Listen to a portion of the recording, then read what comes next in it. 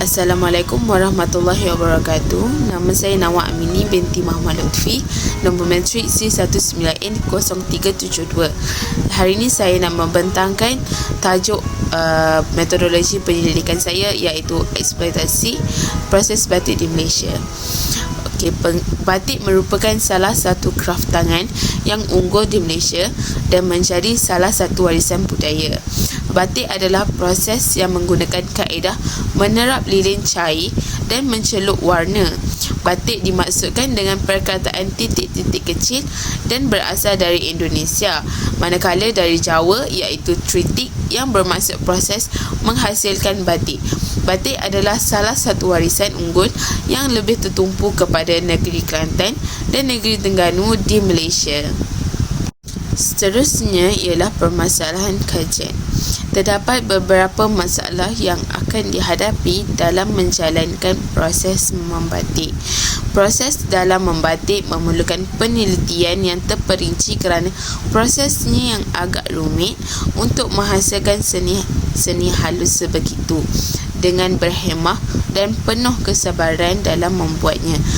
Di samping itu, proses ini juga memerlukan pengawasan daripada yang lebih mahir kerana ia menggunakan bahan yang menyebabkan kemalangan mungkin akan terjadi jika cuai dalam pembuatannya.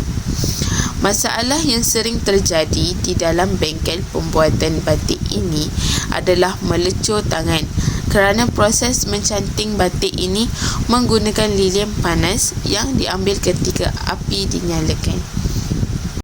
Seterusnya ialah persoalan kajian.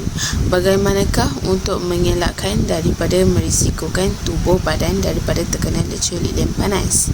Yang kedua, perlukah remaja pada masa kini mengetahui hal ehwal warisan terdahulu, terutamanya batik? Yang ketiga, apakah kemahiran yang perlu ada dalam diri seseorang untuk kendalikan pembuatan seni batik? Seterusnya ialah objektif kajian.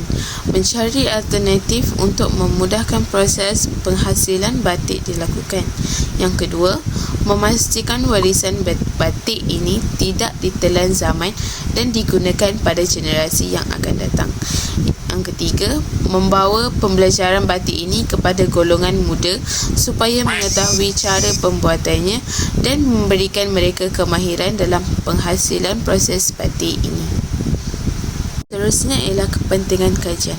Pentingnya kajian ini dilakukan adalah kerana untuk mengenalkan kepada semua masyarakat zaman kini tentang pentingnya jaga dan lindungi warisan negara kita daripada terus dilupakan oleh masyarakat sendiri.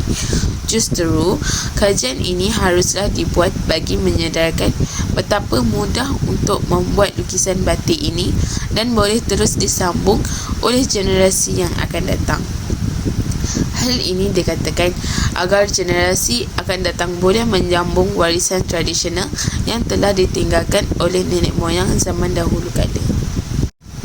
Seterusnya ialah skop kajian. Kajian yang dipilih adalah mengenai eksploitasi kemahiran proses membuat batik yang dipermudahkan dan dimajukan dengan kaedah penghasilannya mengikut kemajuan zaman moden ini.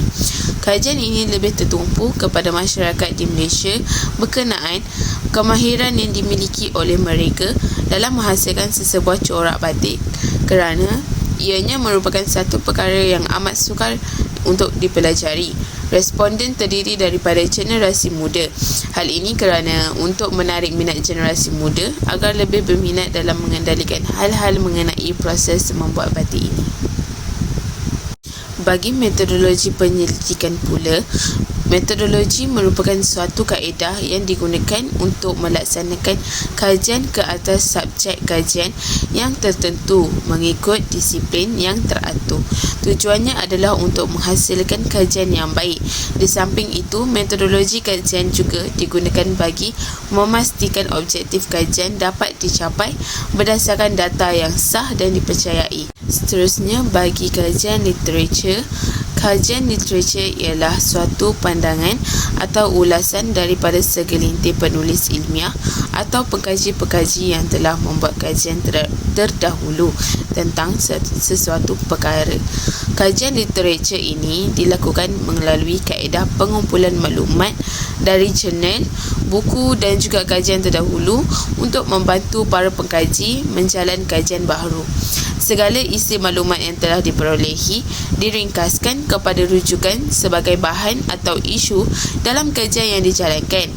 Kajian literatur ini memerlukan kemahiran mencari, membaca dan membuat kesimpulan maklumat. Oleh itu, ketelitian pembacaan dari kajian-kajian lepas amat penting untuk mendapatkan idea tentang sesuatu perkara dan panduan dalam menyiapkan penyelidikan baharu.